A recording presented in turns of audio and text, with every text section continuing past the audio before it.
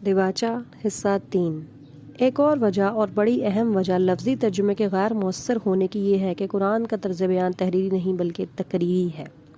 اگر اس کو منتقل کرتے وقت تقریر کی زبان کو تحریر کی زبان میں تبدیل نہ کیا جائے اور جوں کا توں اس کا ترجمہ کر ڈالا جائے تو ساری عبارت غیر مربوط ہو کر رہ جاتی ہے۔ یہ تو سب کو معلوم ہے کہ قرآن مجید ابتدا لکھے ہوئے رسالوں کی شکل میں شائع نہیں کیا گیا تھا، بلکہ دعوت اسلامی کے سلسلے میں حسب موقع و ضرورت ایک تقریر نبی صلی اللہ علیہ وآلہ وسلم پر نازل کی جاتی تھی اور آپ صلی اللہ علیہ وآلہ وسلم اسے ایک خطبے کی شکل میں لوگوں کو سناتے تھے۔ تقریر کی زبان اور تحریر کی زبان میں فطرتاً بہت بڑا فرق ہوتا ہے۔ مثلا تحریر میں ایک شبہ کو بیان کر کے اسے رفع کیا جاتا ہے، مگر تقریر میں شبہ کرنے والے خود سامنے موجود ہوتے ہیں۔ اس لیے بسا اوقات یہ کہنے کی ضرورت ہی پیش نہیں آتی کہ لوگ ایسا کہتے ہیں، بلکہ مقرر آمد سخن ہی میں ایک فقرہ ایسا کہہ جاتا ہے جو ان کے شبہے کا جواب ہوتا ہے۔ تحریر میں سلسلہ کلام سے الگ مگر اس سے قریبی تعلق رکھنے والی کوئی بات کہنی ہو تو اس کو جملہ معترضہ کے طور پر کسی نہ کسی طرح عبارت سے جدا کر کے لکھا جاتا ہے تاکہ ربط کلام ٹوٹنے نہ پائے۔ لیکن تقریر میں صرف لہجے اور طرز خطاب بدل کر ایک مقرر بڑے بڑے جملے ہائے معترضہ بولتا چلا جاتا ہے اور کوئی بے ربطی محسوس نہیں ہوتی۔ تحریر میں بیان کا تعلق ماحول سے جوڑنے کے لیے الفاظ سے کام لینا پڑتا ہے، لیکن تقریر میں ماحول خود ہی بیان سے اپنا تعلق جوڑ لیتا ہے اور ماحول کی طرف اشارہ کیے بغیر جو باتیں کہی جاتی ہیں ان کے درمیان کوئی خلا محسوس نہیں ہوتا۔ تقریر میں متکلم اور مخاطب بار بار بدلتے ہیں۔ مقرر اپنے زور کلام میں موقع و محل کے لحاظ سے کبھی ایک ہی گروہ کا ذکر بیضا غائب کرتا ہے اور کبھی اسے حاضر سمجھ کر براہ راست خطاب کرتا ہے، کبھی واحد کا صیغہ بولتا ہے اور کبھی جمع کے صیغے استعمال کرنے لگتا ہے، کبھی متکلم وہ خود ہوتا ہے، کبھی کسی گروہ کی طرف سے بولتا ہے، کبھی کسی بالائی طاقت کی نمائندگی کرنے لگتا ہے اور کبھی وہ بالائی طاقت خود اس کی زبان سے بولنے لگتی ہے۔ تقریر میں یہ چیز ایک حسن پیدا کرتی ہے، مگر تحریر میں آ کر یہی چیز بے جوڑ ہو جاتی ہے۔ یہی وجہ ہے کہ جب کسی تقریر کو تحریر کی شکل میں لایا جاتا ہے تو اس کو پڑھتے وقت آدمی لازماً ایک طرح کی بے ربطی محسوس کرتا ہے، اور یہ احساس اتنا ہی بڑھتا جاتا ہے جتنا اصل تقریر کے حالات اور ماحول سے آدمی دور ہوتا جاتا ہے۔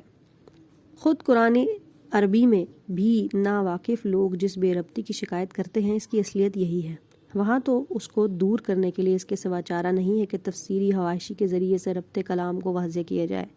کیونکہ قرآن کی اصل عبارت میں کوئی کمی بیشی کرنا حرام ہے۔ لیکن کسی دوسری زبان میں قرآن کی ترجمانی کرتے ہوئے اگر تقریر کی زبان کو احتیاط کے ساتھ تحریر کی زبان میں تبدیل کر لیا جائے تو بڑی آسانی کے ساتھ یہ بے ربطی دور ہو سکتی ہے۔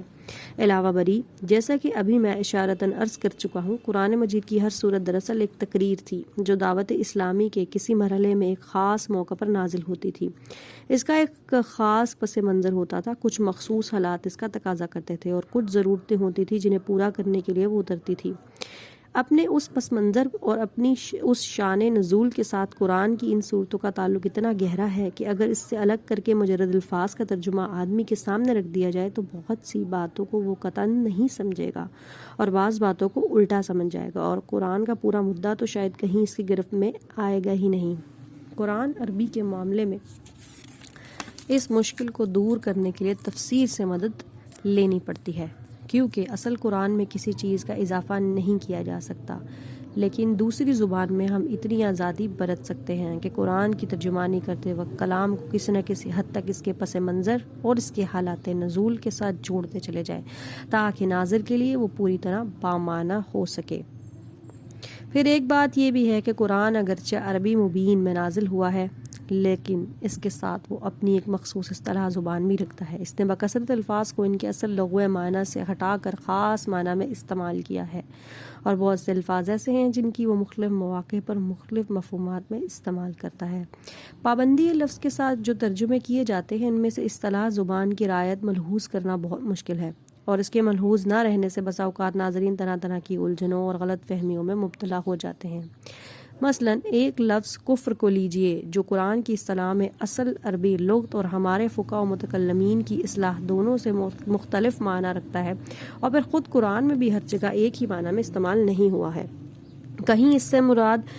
مکمل غیر ایمانی حالت ہے، کہیں یہ مجرد انکار کے معنی میں آیا ہے۔ کہیں اس سے محض ناشکری اور احسان فراموشی مراد لی گئی ہے، کہیں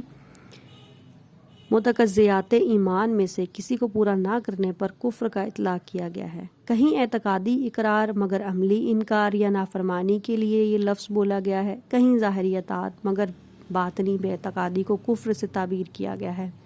ان مختلف مواقع پر اگر ہم ہر جگہ کفر کا ترجمہ کفر ہی کرتے چلے جائیں یا کسی لفظ کا التزام کر لیں تو بلا شبہ ترجمہ اپنی جگہ صحیح ہوگا، لیکن ناظرین کہیں مطلب سے محروم رہ جائیں گے، کہیں کسی غلط فہمی کا شکار ہوں گے اور کہیں خلجان میں پڑ جائیں گے۔ حصہ نمبر 3 یہیں پر اختتام ہوتا ہے۔ حصہ نمبر 4 اگلی آڈیو میں پیش کیا جائے گا۔